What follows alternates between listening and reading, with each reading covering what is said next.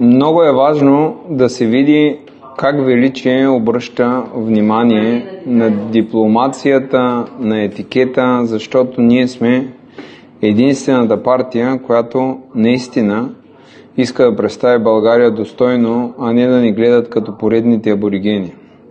И поради тази причина може да видите как Величие прави истински восъчен печат, не защото аз съм царя, нали, то това се знае по подразбиране, а защото трябва да имат чуждите дипломати, партии, съмишленици, сътрудници, партньори едно добро отношение към България.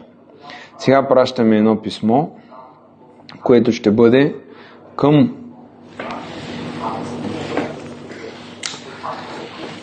една австрийска партия и вижте как се подпечатва.